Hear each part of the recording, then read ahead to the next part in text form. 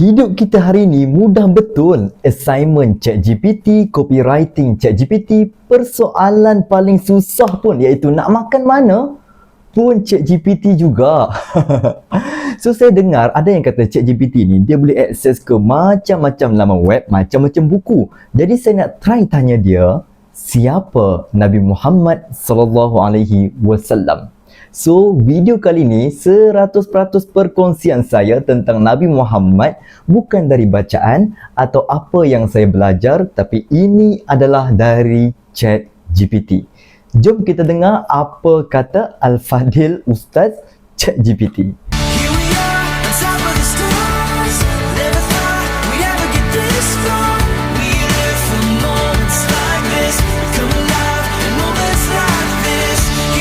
Nabi Muhammad SAW dilahirkan pada tahun 570 Masihi di kota Mekah, di tengah-tengah padang pasir yang panas. Masa tu, masyarakat Arab penuh dengan adat jahiliyah dan ada yang menyembah berhala, buat benda-benda yang kita rasa pelik hari ini macam berjudi, berperang tak henti-henti dan banyak lagi perkara-perkara negatif. Nabi Muhammad datang daripada keturunan yang mulia. Ayahnya Abdullah meninggal dunia sebelum baginda lahir dan ibunya Aminah meninggal dunia masa baginda masih kecil lagi. Jadi baginda dibesarkan oleh datuknya Abdul Muttalib dan kemudian oleh bapa saudaranya Abu Talib. Sejak kecil lagi, baginda dikenali sebagai seorang yang sangat jujur dan dipercayai sampai masyarakat Mekah panggil baginda dengan gelaran Al-Amin yang bermaksud yang dipercayai. Cool kan? Masa kecil, Nabi Muhammad ni sebenarnya macam budak-budak lain juga. Baginda juga main-main dan kadang-kadang tolong jaga kambing. Tapi yang bezanya, baginda selalu tunjuk sifat yang baik dan hormat pada orang tua. Baginda jujur dan tak pernah ikut perangai buruk kawan-kawan di sekelilingnya. Yang ni yang spesialnya tentang Nabi Muhammad, kata Al-Fadil ChatGPT. Bila dewasa, Nabi Muhammad bekerja sebagai pedagang. Masa itulah Sayyidatina Khadijah, seorang wanita yang sangat dihormati dan kaya di Mekah, nampak kejujuran dan kebolehan baginda dalam berniaga. Akhirnya, Khadijah melamar baginda dan mereka berkahwin. Dari situlah bermulanya kisah cinta yang sangat indah antara dua jiwa yang saling menyokong satu sama lain. Bayangkan, Khadijah, ia adalah orang pertama yang sentiasa di sisi Nabi, yang percaya pada baginda tak kira apapun. Sekitar umur 40 tahun, Nabi Muhammad sering menyendiri di Gua Hira. Baginda berfikir tentang keadaan masyarakatnya. Di situlah Allah Subhanahu Wa Taala menurunkan wahyu pertama melalui malaikat Jibril. Katanya, bacalah. Dan dari saat itulah Nabi Muhammad dilantik sebagai Rasul utusan Allah untuk menyampaikan risalah Islam kepada seluruh manusia. Tapi ingatnya, menyebarkan ajaran Islam bukan kerja yang senang. Nabi Muhammad, baginda menghadapi banyak halangan, cercaan dan bahkan ancaman bunuh. Walaupun begitu, baginda tak pernah marah ataupun berdendam.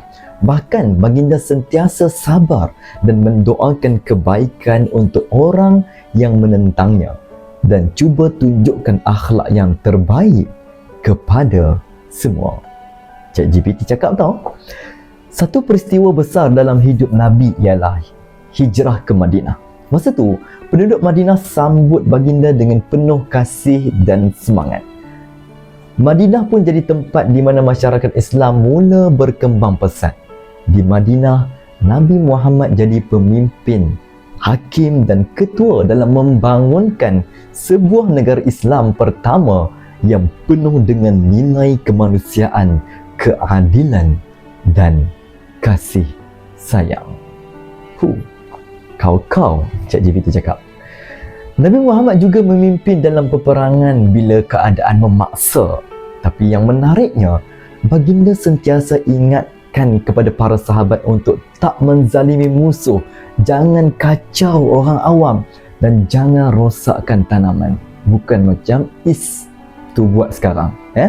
Boleh bayangkan tak, dalam situasi yang genting pun baginda masih kekalkan sikap yang penuh dengan peri kemanusiaan.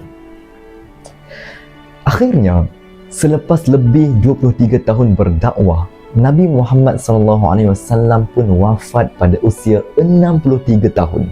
Dalam saat-saat terakhir, baginda masih ingat umatnya dan berpesan supaya kita terus berpegang pada ajaran yang telah baginda sampaikan.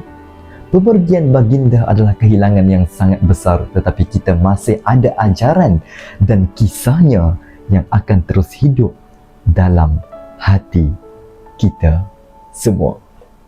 Jadi, siapa sebenarnya Nabi Muhammad SAW? Baginda adalah contoh terbaik dalam hidup kita. Baginda menunjukkan bahawa kita boleh jadi baik walaupun dunia penuh dengan cabaran, bahawa kita patut sabar dan jadi orang yang pemaaf walau disakiti, dan kita patut sentiasa ingat Allah dalam setiap perkara. Sama-samalah kita dekatkan diri kita kepada Allah dengan cara hidup dan akhlak yang Nabi Muhammad SAW sampaikan. Jadi itulah Nabi Muhammad SAW pada pendapat Al-Fadil Ustaz ChatGPT. Awalnya saya ada macam rasa skeptikal juga, kod-kod dalam banyak-banyak website ataupun buku yang dia rujuk tu, dia buka buku-buku yang mungkin buku yang salah, buku yang tak tepat. Tapi bila kita dengar tadi apa yang dia cakap, apa pendapat kalian? Okey tak? Ada tak info-info yang mungkin aneh tadi? Kalau ada boleh komen dekat bawah, sebab saya rasa macam okey je, macam tak ada masalah sangat. Jadi kalau kalian nak lagi video-video yang macam ni, konten-konten yang macam ni, boleh like, komen dan juga share video ini. Kita jumpa di dalam video seterusnya. Terima kasih.